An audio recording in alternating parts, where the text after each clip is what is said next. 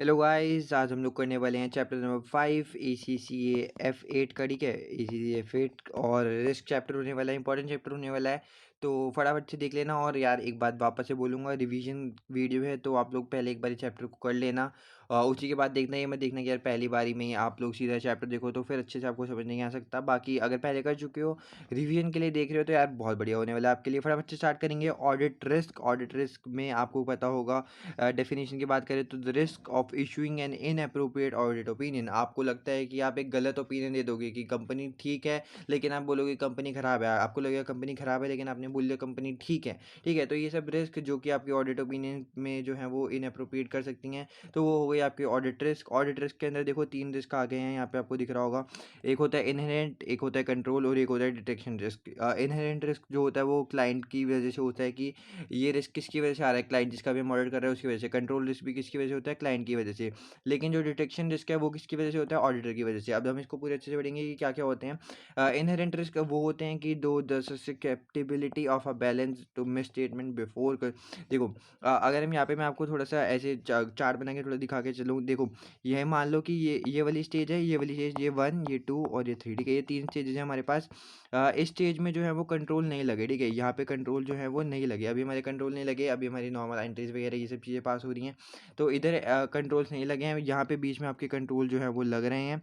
और इसके बाद जो है वाटर वगैरह दिखेगा। ठीक है, तो अब हमारे इसकी वजह से आपको ये समझना है इरेंट रिस्क क्या होता है कंट्रोल लगने से पहले। यानी कि जो 1 वाला लिखा है ना, ये फर्स्ट स्टेज जो हमारी है, कंट्रोल लगने से पहले यहाँ पर कुछ भी चीज़ें आपको लग सकता है कि बैलेंस जो है वो मिसस्टेटमेंट हुई हुई है, या फिर कंट्रोल लगने से पहले कोई भी चीज़ आपको गलत लग रही है, तो वो कहाँ पे आ जाएगी, इनहेरेंट रिस्क के अंदर। इसके एग्जांपल देखो, एक client in a volatile industry, जो भी इंडस्ट्री वाला चेंज वगैरह हो रही है या फिर अलग अलग इंडस्ट्रीज हो रही हैं, रैपिडली चेंजिंग है। मतलब ये है कि यहाँ पर क्या क्या चीज़ें होंगी जो कंट्रोल से रिलेटेड नहीं होगी, नॉर्मल चीज़ें होंगी कंट्रोल लगने से पहले। जैसे कि कोई चेंजिंग टेक्नोलॉजी हो रही है, बहुत तेज तेज तेज तेज बदले जा रही है।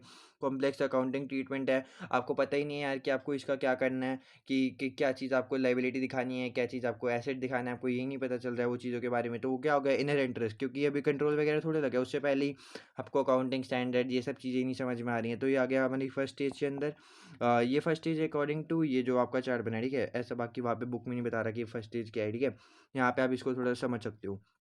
इसके बाद कंट्रोल रिस्क, अब ये सेकंड स्टेज आ रही है जहाँ पर आपको ये दिखेगा कि कंट्रोल लग रहे हैं और यहाँ पर आपको कुछ लगता है कि यहाँ पे कोई दिक्कत हो सकती है, यहाँ पे कोई रिस्क हो सकता है। जैसे कि the risk that the client's control fail to prevent and detect misstatement. यहाँ पे आपने कोई भी फ्रॉड वगैरह कर दिया, आपने एक एंट्री पास कर दी और अब यहाँ पे सिस्टम में जब डाली, सिस्टम को भी नहीं पता चल रहा भाई कि गलत एंट्री कर रहे हैं, वो आगे अप्रूव कर दे रहा है कि अब जाओ ठीक है तुम्हारा हो गया काम। तो ये दिक्कत देगी। तो आपको जो है वो आपके कंट्रोल जो होने चाहिए वो अच्छे होने चाहिए, ताकि जो भी गलत एंट्री हो वो पता चल जाए कि हाँ ये गलत एंट्री है, क्योंकि सिस्टम हमारा बढ़िया है। तो इसके एग्जांपल क्या क्या हो सकता है, हायर रिस्क ओल्ड और इनफेक्टिव अकाउंटिंग सॉफ्टवेयर। आप बहुत पुराना सॉफ्टवेयर, पुराने ज़माने का सॉफ्टवेयर यूज़ कर रहे हो, उसको पता ही नहीं है कि अभी जो है वो स्टैंडर्ड रिवाइज हो चुकी है या फिर अलग हो चुके हैं, वो पुराने बेसिस पे ही चलता जा रहा है। Lack of segregation of accounting duties हमने अच्छे लोगों में सेपरेट नहीं कर रखी हैं। एक ही बंदा सारी चीज़ें परफॉर्म करा जा रहा है, तो हो सकता है कि उसके एंड से ही कोई गलती हो जाए। लैक ऑफ ऑथराइजेशन प्रोसीजर्स, मान लो हम लोगों ने सबको अलाउ कर दिया कि चल तू भी पेमेंट अप्रूव कर, तू भी कर, तू भी कर, तू भी कर। इसने अलग अमाउंट कर दिया, इसने अलग अमाउंट कर दिया, इसने अलग कर दिया, इसने अलग कर दिया, जबकि करना एक ही अमाउंट था। तो ये सब चीज़ें किस चीज़ को राइज करेंगी, कंट्रोल रिस्क को। इसके बाद अगर हम बात करें डिटेक्शन रिस्क, ये सब चीज़ें थी वो क्लाइंट की तरह से आ रही थी। अब इस पर ऑडिटर क्या कर सकता है, ऑडिटर तो आगे फाइनेंशियल स्टेटमेंट चेक करेगा ना। ये सब चीज़ें कंपनी पहले ही कर चुकी है, कि सब कुछ खेला कर चुकी है। ठीक है, अब डिटेक्शन रिस्क ये है जो ऑडिटर थोड़ा कर सकता है, जिसकी वजह से ये सब चीज़ों की जांच जो है वो कम कर सके। जैसे ही the risk that the auditor fails to detect, अब ये रिस्क है कि ऑडिटर को मटेरियल में स्टेटमेंट को नहीं मिली, उसको लगा कि यार ये वाला अमाउंट है वो सही है, लेकिन वो असल में सही नहीं था। ठीक है, तो ये डिटेक्शन रिस्क में आ जाएगा। एग्जाम्पल जैसे कि उसने इनएप्रोप्रिएट प्रोसीजर्स लगाए। आपने चैप्टर देखोगे सब्सटेंटिव प्रोसीजर्स वगैरह, उसमें सब बता रखा है कि क्या क्या करना है, टेस्ट ऑफ कंट्रोल, ये सब चीज़ें। तो आपने वो सब इनअप्रोप्रिएट किया या फिर मिस इंटरप्रेट करा कोई भी रिजल्ट्स को, कि आपको लगता था कि इसकी वजह से ये होना चाहिए था लेकिन हो गया कुछ और। ठीक है, तो ये सब हो जाते हैं डिटेक्शन रिस्क की वजह से। उम्मीद करता हूँ आपको समझ में आ गया होगा। ठीक है, वरना एक बार आप बैक करके देख सकते हो। इसके बाद मटीरियलिटी एक इंपॉर्टेंट कॉन्सेप्ट है, इसका आपको अगर पता हो तो। सिग्निफिकेंस क्या है, financial statement which are materially misstated will not give a true and fair view. Auditor must test all material balances. ठीक है, इसकी सिग्निफिकेंस से पहले हम पहले एक मटेरियलिटी के बारे में पढ़ लेते हैं, फिर उसके बाद उसी की वजह से आपको सिग्निफिकेंस पता चलेगा। तो मटेरियलिटी क्या होती है कि कोई भी चीज़ जिसकी अगर हम ओमिशन कर दें या फिर उसको थोड़े गलत में स्टेट करके दिखा दें, तो उसकी वजह से जो है वो यूज़र को इम्पैक्ट पड़ेगा। मान के चलो रिसीवेबल का अमाउंट जो है वो मैंने दिखा रखा है 50,000, ठीक है, और अभी लगता है ठीक है, ओके है, फाइन है, okay receivable 50,000, it is okay. लेकिन अब आपको क्या पता चला कि यार रिसीवेबल की यहाँ पे तो आपने टू लगाना भूल गए। अब रिसीवेबल आपके कितने हो गए, 2,50,000। तो इससे ये मटेरियल में स्टेटमेंट है, जबकि आने फ़ायदा किसको है, रिसीवेबल। अगर आप रिसीवेबल की जगह कोई मान लो लाइबिलिटी है, ठीक है, लाइबिलिटी आपने दिखा रखी है 50,000 की और है कितने की, 2.5 लाख की। फिर अब क्या होगा, क्या क्या निकलेगा यार कि लाइबिलिटी आपने कम करके दिखा रखी है, ये क्या बात है, क्या स्टेटमेंट है, मटेरियल में स्टेटमेंट है। तो ये आपको देखना पड़ेगा कि क्या-क्या चीज़ें हो सकती हैं। जैसे कि इन्फॉर्मेशन मटेरियल अगर उसकी कोई ओमिशन कर दें, मान लो आपने कोई लायबिलिटी थी, आपने वो दिखाई नहीं रखी, मान लो एक 50,000 की लायबिलिटी थी, आपने वो शो ही नहीं कर रखी बैलेंस शीट में या फिर जहाँ पे भी आपको दिखाना है कि ये लायबिलिटी है, आपने वो दिखाई ही नहीं। तो ये क्या होगा, मटीरियलिटी होगी। और इसके बाद ये भी होता है कि यार देखो, किसी कंपनी के लिए कोई चीज़ मटीरियल है, किसी के लिए नहीं। मान के चलो एक कंपनी है जिसकी वैल्यू कितनी है, मान लो 1 करोड़, ठीक है, 1 करोड़ मान के चल लेते हैं कि 1 करोड़ की कंपनी है, उसके लिए कुछ बताओ 10,000 20,000, ये कोई वैल्यू है नहीं है भाई, कुछ भी नहीं है। 10,000 20,000 की कोई होगी, कोई बात नहीं। अब कौन बार बार फाइनेंशियल स्टेटमेंट खुलवाए, ये सब चेक करवाए, और 10-20 हज़ार रुपये के लिए पूरे ऐसी तैसी कराए, ठीक है। तो 1 करोड़ रुपये इतनी ज़्यादा बड़ी कंपनी है, तो 10 से 20 हज़ार उनके लिए कुछ भी नहीं है। लेकिन मान के चलो कोई कंपनी जो है वो 50,000 रुपये की लगभग ही है कि वो है यार 50,000 है बस, इससे ज़्यादा हमारे पास नहीं है, और उनके वहाँ पे कोई 10-20 हज़ार रुपये का एरर हो गया, तो उनके लिए तो यार बहुत बड़ी वो है कि यार हमें तो 10-20 हज़ार रुपये गए, तो हमारे तो बहुत लगभग ऑलमोस्ट 40% कुछ चलेगा, ठीक है। तो ये तो दिक्कत हो गई हमारे पास तो यही सब चीज़ें होती हैं कि क्या क्या चीज़ें आने वाली वाली होती हैं कि 20,000 रुपये गए, 30,000 रुपये गए, ठीक है। ये सब चीज़ों का मटेरियल में स्टेटमेंट तो डिपेंड करता है साइज़ और नेचर के ऊपर भी, और कोई ओमिशन हो या फिर कोई मिसस्टेट करके दिखाएं जिससे यूज़र पे इम्पैक्ट पड़े, वो क्या होता है, मटीरियलिटी होता है। और इसका अब अगर हम सिग्निफिकेंस पढ़ें तो ये पता चलेगा कि financial statement which are materially misstated will not, जो भी मटीरियल मिसस्टेटमेंट होंगी वो आपको ट्रू और फेयर व्यू नहीं देंगी। Auditor must test all material balances, जो भी लगता है कि मटीरियल बैलेंस है उसको ऑडिटर को चेक करना चाहिए। परफॉर्मेंस मटेरियलिटी, ये क्या होता है कि मान लो इंडिविजुअल इंडिविजुअल में आपको गलती कर दिख दी, और आपको यहाँ पे लग रहा है चल ठीक है, ये भी मिस स्टेटमेंट नहीं है, ये भी नहीं, ये भी नहीं, ये भी नहीं, ये भी नहीं, ये भी नहीं, ठीक है। लेकिन आपने क्या किया, इस सबको एग्रीगेट करा, इस सबको मिलाया, तो आपको पता चला है जो अमाउंट निकल रहा है ना वो मिस स्टेटमेंट है। ये सब आपको मान लो 10 10 10 10 रुपये कर दिए, लेकिन इतने 10 10 रुपये के घपले कर रखे हैं कि यार ये तो हो गया आने वाले टाइम में 10,000, और 10,000 कंपनी के लिए मिस स्टेटमेंट है, तो फिर दिक्कत आ जाएगी यार। इंडिविजुअल में कोई दिक्कत नहीं है, लेकिन आपने सबको एग्रीगेट करा, दिक्कत आ जाएगी, होगी परफॉर्मेंस मटेरियलिटी, ठीक है।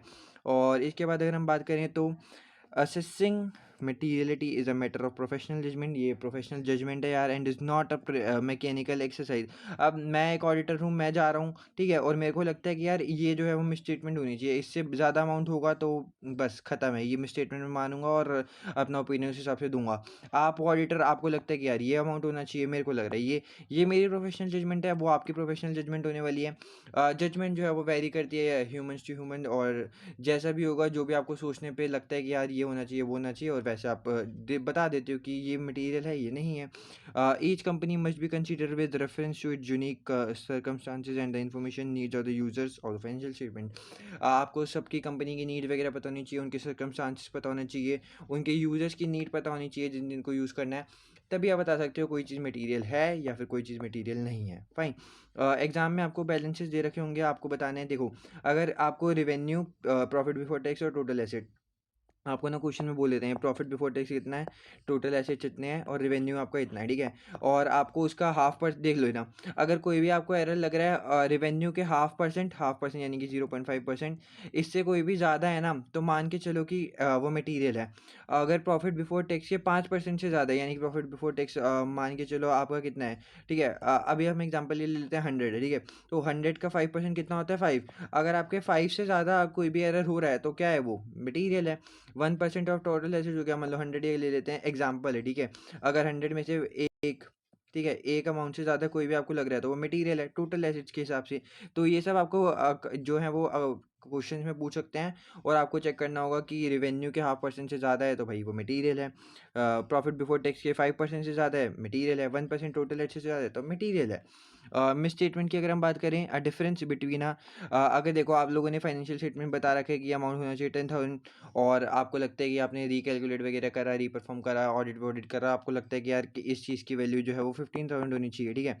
तो दोनों के बीच में डिफरेंस कितना आ रहा है? 5,000 का। तो ये क्या हो गया? मिस स्टेटमेंट है, ठीक है। इसके बाद अगर हम आगे चलें तो रिस्क की बात करें तो सैम्पलिंग और नॉन सैम्पलिंग रिस्क आता है। हम लोगों ने पढ़ रखा है, ऑर्डर जो है मान लो 100% पॉपुलेशन है, कभी भी 100% को नहीं चेक करता। मान के चलो 60 को कर लिया, 40 को नहीं करा, ठीक है। तो अब जिस सैम्पलिंग रिस्क में क्या क्या चीज़ें आ जाएंगी? Arises on the possibility that the auditor's conclusion based on the sample may be different from the conclusion reach. मान के चलो कि 60% को चेक करा, 40 को नहीं करा। अब यहाँ पे तो कोई भी दिक्कत नहीं आई, लेकिन यहाँ 40% में दिक्कत थी और दिक्कत ही दिक्कत आ गई। तो ये हो गया सैम्पलिंग रिस्क, क्योंकि जो चेक करा था उसमें नहीं आई, लेकिन जो नहीं चेक करा उसकी वजह से दिक्कत हो गई। नॉन सैम्पलिंग की बात करें, the risk that auditor reaches an inappropriate opinion despite a representative sample being chosen. अब मान के चलो नॉन सैम्पलिंग रिस्क यही है कि उसने ये 60 वाला ही सिलेक्ट करा और 60 वाले में दिक्कत थी, लेकिन उसको पता नहीं चला कि ये दिक्कत है। तो ये तो भाई बहुत गलत बात है, इसको पता क्यों नहीं चला? ये नॉन सैम्पलिंग रिस्क है। Significance of the risk approach, इसके सिग्निफिकेंस देखते हैं रिस्क अप्रोच की। तो inherent risk and control risk can not be directly influence. ये मैंने आपको पहले भी बताया था कि जो भी इनहेरेंट रिस्क होता है और कंट्रोल रिस्क होता है वो क्लाइंट की तरफ से होता है, और ये सब पहले ही हो रखे होते हैं। ऑर्डर उसको कुछ कर थोड़े सकता है। ऑर्डर क्या कर सकता है? मैनिपुलेट कर सकता है डिटेक्शन रिस्क को। If there such that inherent and control, अगर, और देखो क्या होता है इनहेरेंट रिस्क, कंट्रोल रिस्क, ठीक है। इनहेरेंट कंट्रोल रिस्क और एक होता है डिटेक्शन रिस्क। ऑर्डर को लगता है कि अगर ये दोनों रिस्क जो हैं वो ज़्यादा हैं, कि कंपनी ने बहुत ज़्यादा उसके कंट्रोल से पहले भी उसके रिस्क काफ़ी ज़्यादा कंट्रोल लगे वो भी बहुत ज़्यादा है, तो वो क्या कर सकता है? अपने डिटेक्शन रिस्क को कम कर सकता है। Increase risk of material misstatement, they can lower detection risk through the following means. अब देखो, आप डिटेक्शन रिस्क को कम करो, आप ज़्यादा से ज़्यादा सब्सटेंटिव प्रोसीजर्स लगाओ, सब्सटेंटिव टेस्टिंग करो। कि अब आपको लगता है ना कि उनकी रिस्क वगैरह बहुत ज़्यादा है, तो सब्सटेंटिव टेस्टिंग बढ़ा दो, सैंपल साइज़ को बढ़ा दो। देखो 100 में से 60 सैंपल लिए थे, अब मैं क्या कर दूंगा? 80 ले लेता हूँ, ठीक है भाई, 90 ले लूँगा, क्योंकि मेरे को लगता है रिस्क बहुत ज़्यादा है। मोर एक्सपीरियंस स्टाफ को आप यूज़ कर सकते हो, इंक्रीज कर सकते हो level of supervision. Increasing review procedures, आप रिव्यू वगैरह करोगे तो उसको भी बढ़ा सकते हो। इससे क्या होगा कि यार आप ज़्यादा से ज़्यादा चीज़ें चेक करोगे, और जो फ्रॉड और एरर के चांसेस है वो बहुत ज़्यादा मिनिमाइज हो जाएंगे। By performing a more thorough audit there is a less risk that auditor fail to detect material misstatement. तो बहुत कम चांसेस रहेंगे कि ऑडिटर को कोई भी मिसस्टेटमेंट ना मिले, ठीक है। तो अब इतने सारे स्टाफ लगा देंगे, एक्सपीरियंस स्टाफ लगा देंगे, सारी टेस्टिंग बढ़ा देंगे, तो इससे क्या होगा? जो भी रिस्क होगा, फ्रॉड होगा, एरर होगा, वो मिल जाएगा ऑडिटर को। इसके बाद अगर हम आगे चलें तो देखो, यहाँ पर आ गया है understanding the entity, it's environment, the applicable financial reporting. अब यहाँ पे हम क्या है, थोड़ी एंटिटी को समझने का प्रयास करेंगे कि क्या क्या चीज़ें हो रही हैं, क्या क्या रिपोर्टिंग फ्रेमवर्क हैं, उनके सिस्टम ऑफ इंटरनल कंट्रोल क्या क्या हैं। तो auditor is required to obtain and understanding. आपको किस चीज़ की, आप अगर ऑडिटर हो, ठीक है, तो आपको क्या क्या चीज़ें कंपनी के बारे में पता होनी चाहिए। Aspects of the entity and it's environment, उसके अंदर क्या क्या आएगा? एंटिटीज, ऑर्गेनाइज, उनका स्ट्रक्चर कैसा है, टॉल, शॉर्ट, फ्लैट, ये वाइड, ये सब हम जो पहले पढ़ चुके हैं बीटीज वगैरह में। उनकी ओनरशिप, गवर्नेंस, और उनका बिजनेस मॉडल क्या है, including the extent to which the business model integrate the use of IT. एक बिजनेस है जाके आईटी का बिल्कुल भी यूज़ ही नहीं कर रहा है, ठीक है, सब कुछ मैनुअल चीज़ें कर रहा है। कोई है वो पूरा आईटी वगैरह चल रहा है। तो ये सब चीज़ें आपको पता होनी चाहिए कि जो भी आप जिसका ऑडिट करने चाह रहे हो कैसी कंपनी है। Industry, regulatory and other external factors की क्या क्या बाहरी फैक्टर्स भी हो सकते हैं वो कंपनी को ऑडिट करते करते। The measures use internally and externally to assess the entity's financial performance.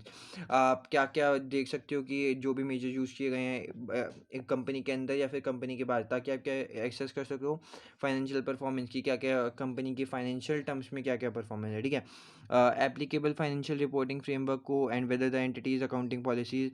आप देख सकते हो कि यार अकाउंटिंग पॉलिसीज जो भी चीज़ें चल रही हैं कि वो सब सही हैं या फिर नहीं है, जो भी हमारे आईएफआरएस वगैरह कहते हैं उसी के अकॉर्डिंग चल रही है, नहीं चल रही।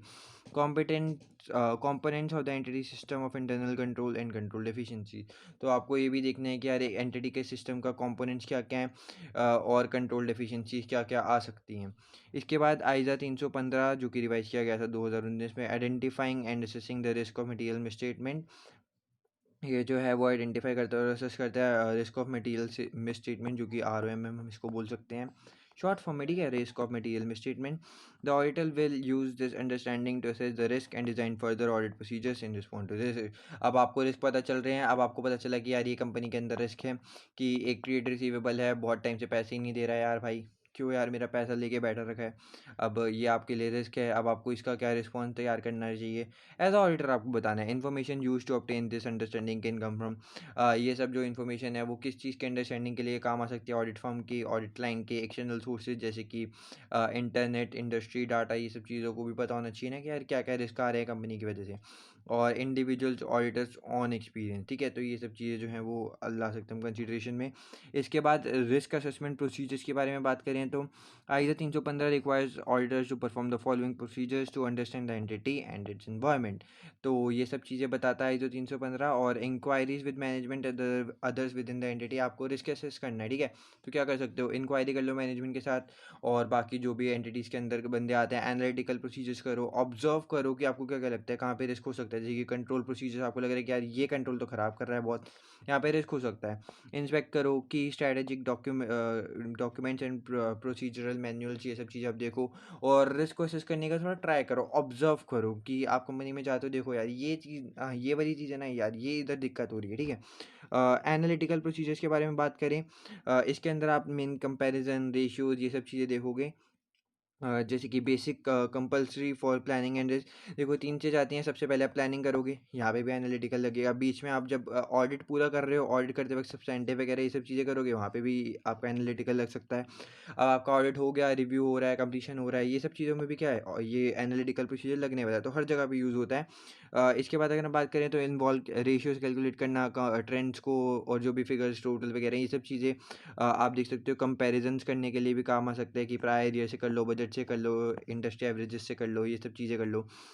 एनोमली जो भी अनयूजुअल डिफरेंस वगैरह आ रहे हैं वो सब चीज़ें बताते हैं। Use to collaborate answers to inquiry, जो भी आपको इंक्वायरी होती है उसके आंसर्स देने में मदद करता है। When making comparison make sure calculation use comparable numbers, दो चीज़ों को कंपेयर कर सको उसी बीच, उसी चीज़ को में एनालिटिकल प्रोसीजर लगाना है। ये नहीं कि दो चीज़ों को आप कंपेयर ही नहीं कर सकते तो उसमें एनालिटिकल प्रोसीजर मत लगाना।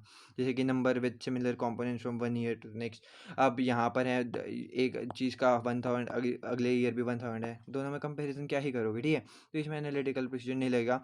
इसके बाद लास्ट में आपकी रेशियोज आती हैं, ये सब आप एक बार पढ़ लीजिएगा। और मेरी एक F2 की वीडियो है, ठीक है, उसमें मैंने पूरी रेशियो ये सारी जो है वो करा रखी हैं। डिस्क्रिप्शन में मैं आपको लिंक दे दूंगा गाइस, अगर आप लोगों को रेशियो पढ़ने का मन करे, थोड़े भूल गए हो कि रेशियो में क्या क्या होता है, तो वो आप वहाँ से भी पढ़ सकते हो। बाकी ये सब है ग्रॉस प्रॉफिट मार्जिन और ये सब, ये सारी देख सकते हो। और बाकी जीपी मार्जिन थोड़ा सा रख लेना, बाकी receivable collection, payable collection, inventory, ये सब चीज़ें आपको पता होनी चाहिए। बाकी यार बहुत ईजी सा है। ये सामने आपको दिख रहा है, वीडियो को पॉज करके आप इसको पढ़ सकते हो एक बार। नहीं तो अगर थोड़ा ज़्यादा अच्छे से एक्सप्लेनेशन देखनी है तो एक वीडियो डिस्क्रिप्शन में लिंक दे रहा हूँ, वो भी आप जाके देख सकते हो, वो भी पूरी रेशियो से रिलेटेड है, ठीक है। तो इस चैप्टर में इतना ही था, बाकी मिलते हैं नेक्स्ट वीडियो में। Thank you so much for watching guys, bye bye.